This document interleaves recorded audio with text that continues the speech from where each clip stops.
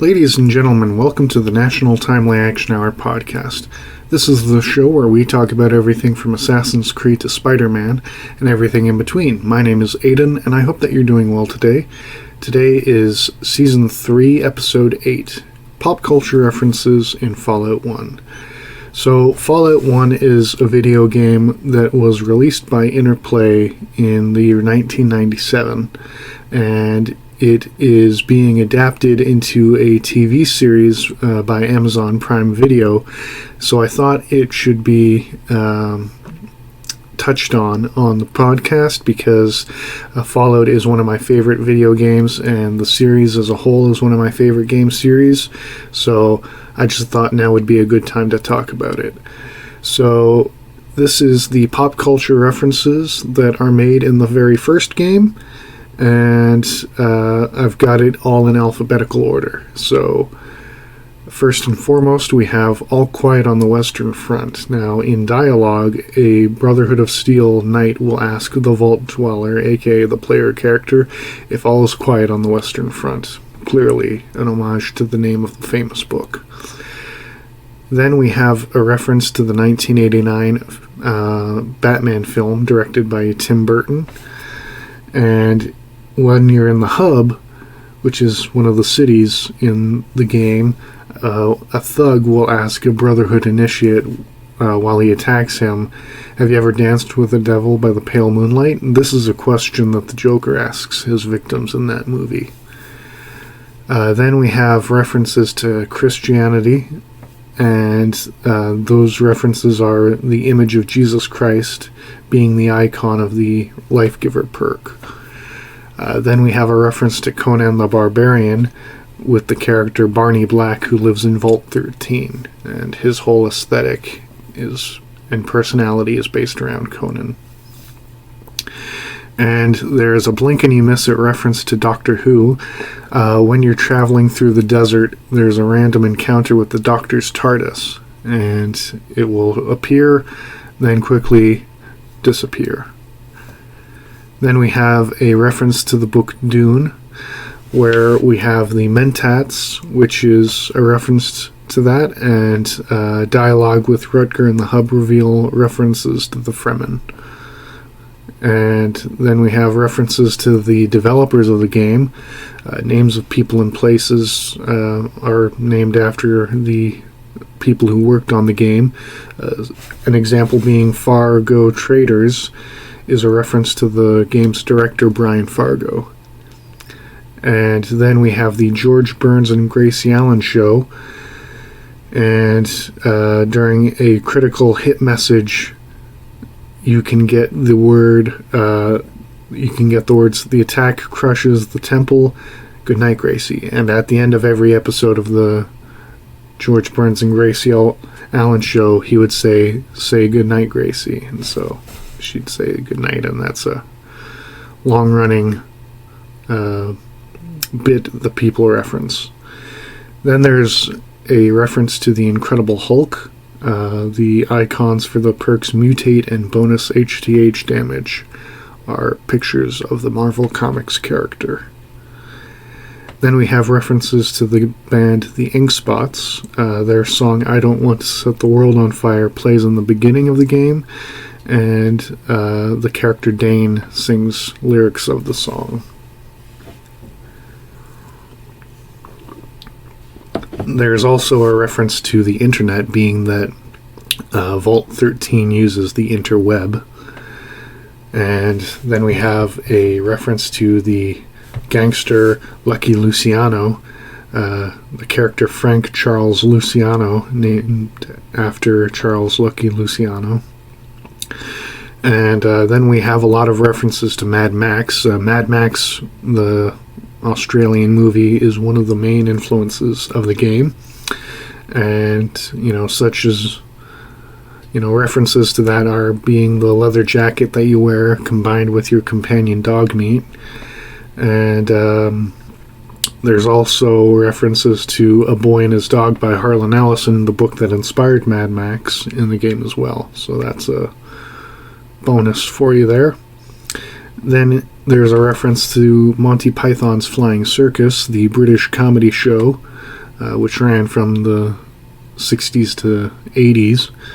And there's a character named Mrs. Stapleton who lives in the hub, which is a reference to a character in the Monty Python skit British Dental Association. And there's also a reference to the band Nine Inch Nails.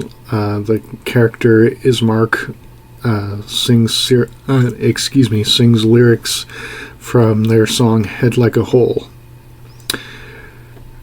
And then there's a reference to the movie The Planet of the Apes in Captain Maxon's diary. If you read it, there's a quote saying, "I can't believe those bastards did it. Damn them all to hell," being a reference to the iconic final line of the movie.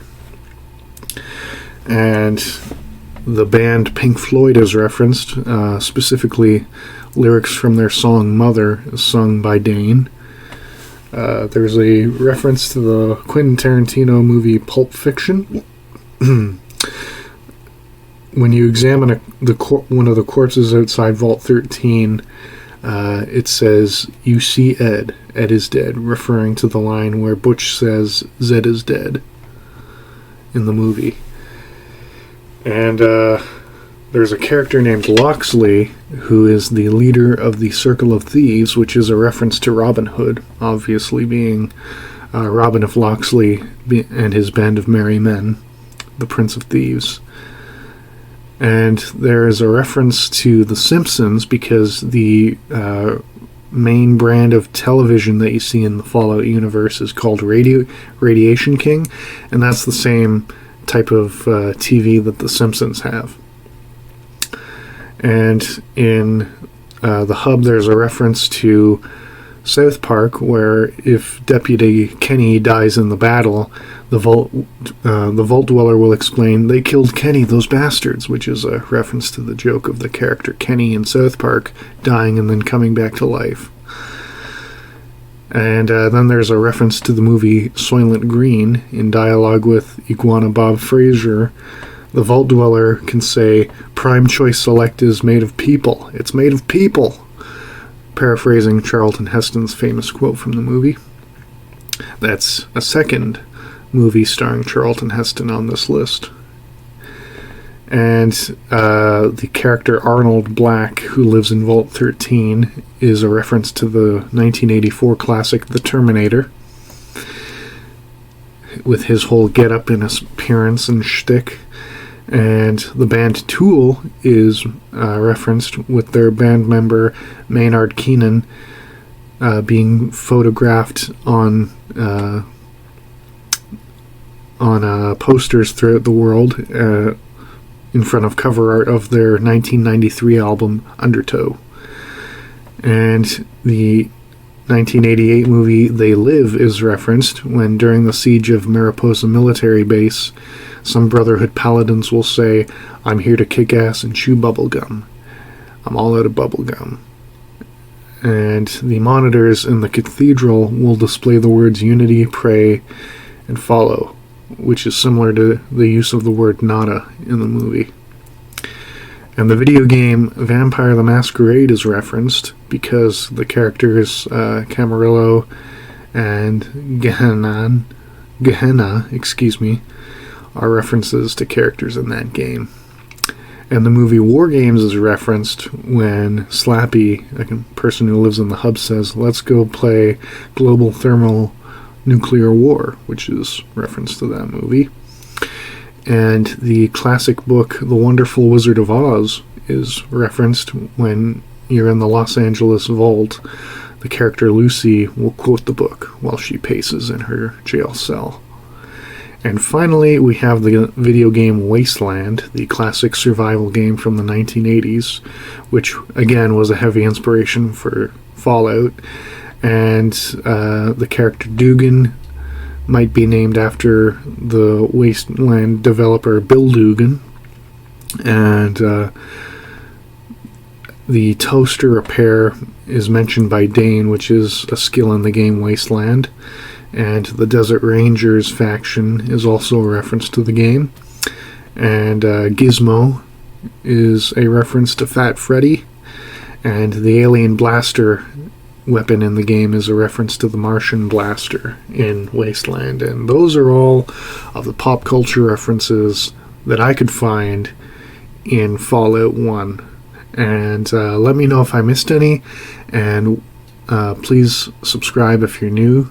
And thank you to my returning listeners. And if you want to check out any of my previous episodes, we talk about comic books, video games, movies, TV shows, mainly within the nerdy sphere, Star Wars, Star Trek. I recently got into Dune at the time of recording, and I am enjoying that. And, we talk about all sorts of geeky things that I enjoy.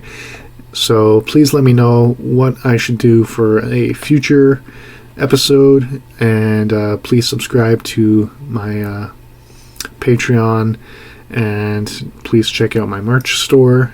And thank you so much for listening. I hope you have a wonderful day. Bye.